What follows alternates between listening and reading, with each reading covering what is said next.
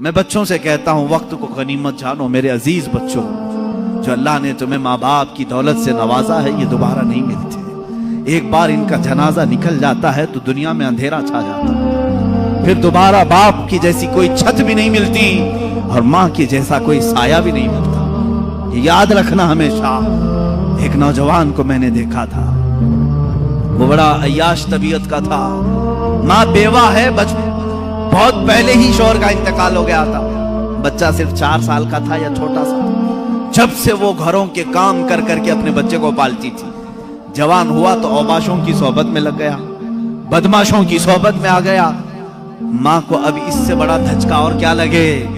ایک دن آئی تھی میرے پاس روتے ہوئے، کہا غضب ہو گیا، زندگی نے پہلے ہی میرے سے شوہر کی جدائی، اور میں نے ایسے ایام کاٹے کہ لوگوں کے جھوٹے برتن دھوئے، اس امید پر کہ ایک بیٹا ہے جوانی میں، یہ جب پہنچے گا تو میرے بڑھاپے کا سہارا ہوگا۔ لیکن مفتی صاحب ایسا ہو گیا کہ میرا بیٹا بدماشوں کی صحبت میں چلا گیا، اب میرا وہ آخری سہارا بھی ختم ہے، میں کس کے پاس جاؤں۔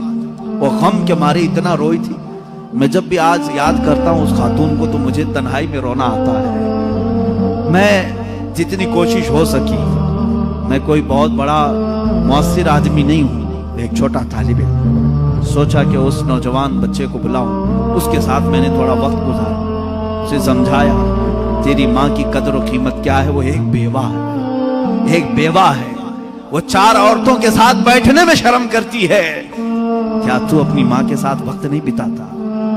دنیا میں تیرے دوست ہوں گے، تجھے دوست چھوڑ کر کے جائیں تو تجھے کتنی تکلیف ہوتی ہے۔ تو سوچ اپنی ماں کو، اس کے تو کوئی دوست نہیں، اور اس کا بیٹا بھی اس کو رات اکیلا چھوڑ کر جاتا ہے۔ وہ رویا میرے پاس، کہا کہ حضرت میں وعدہ کرتا ہوں اپنی ماں کے لیے میں کام کروں گا۔ میں نے سمجھایا، دوسرے دن کہا میں نوکری کے لیے تلاش میں چلتا ہوں۔ مجھے وہ بات آج بھی یاد ہے، تقریباً 6-7 سال ہو گئے۔ وہ نوجوان ہے ابھی بھی، وہ سنتا بھی ہوگا۔ اس نے کہا اماں سے میں کہتا ہوں میں نوکری کرتا ہوں۔ ماں اس دن بڑی خوش ہوئی، کہا حضرت آپ نے میرے بچے کو سیدھے راستے پر لانے میں بڑی میری مدد کی ہے، بس زندگی کی ایک ہی خواہش رہ گئی ہے کہ میں اپنے بیٹے کی کمائی کھا لوں، میرا بیٹا کما کر کے لایا ہو میں وہ کھا لوں۔ زندگی پر لوگوں کے جھوٹے برتن دھو دھو کر کے بچے کو پالا ہے، ایک بار میرا بیٹا کھلائے مجھے۔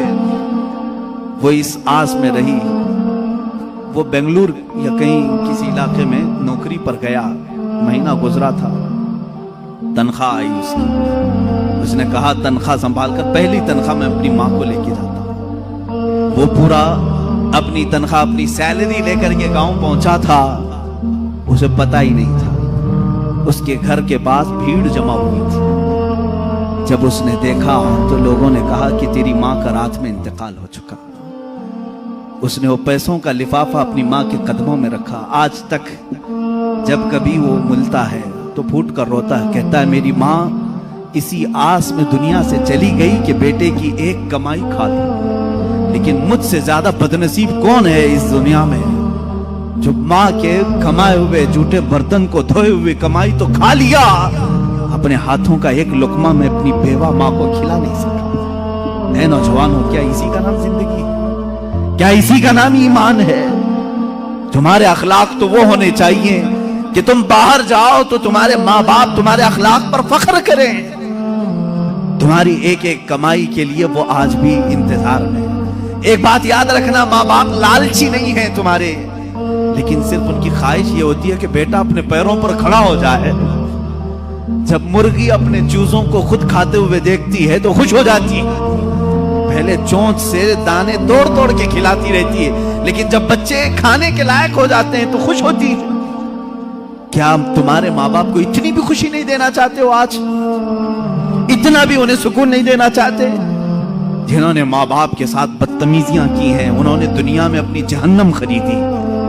اللہ کے نبی صلی اللہ تعالیٰ علیہ وسلم سے کسی نے پوچھا ماں باپ کیا ہیں؟ حضور نے فرمایا وہ تیری جنت بھی ہے تیری دوزخ بھی ہے، وہ تیری جنت بھی ہے تیری دوزخ بھی ہے۔ جس نے ماں باپ کے ساتھ برا سلوک کیا اس نے دنیا میں دوزخ خرید لی ہے۔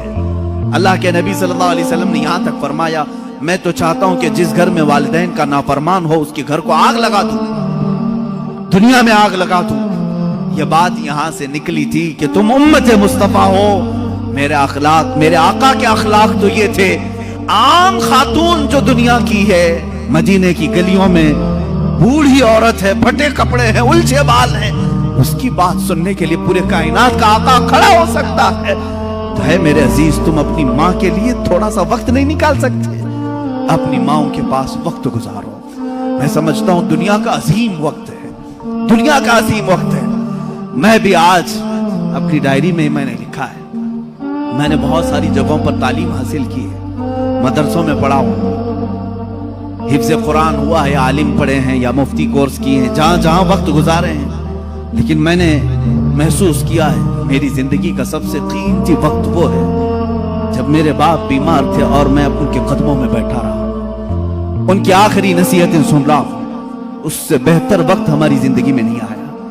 ایک میرے استاذ گرامی، مرشد گرامی کے پاس گزارا ہوا وقت، وہ میری زندگی کا لب لباب ہے، حاصل کلام ہے۔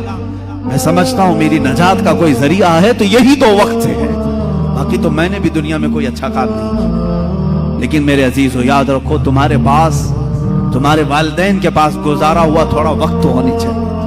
خوش کرو ان اولاد، ان والدین کو، اور یہ بھی یاد رکھنا آج وہ تمہارے والدین ہیں، کل تم کسی اور کے والدین بننے والے، کل تم بھی باپ بنو گے، تمہارے سامنے بھی تمہارے بچے آئیں گے اور تم اس وقت درد کی سسکیاں لیتے رہو گے۔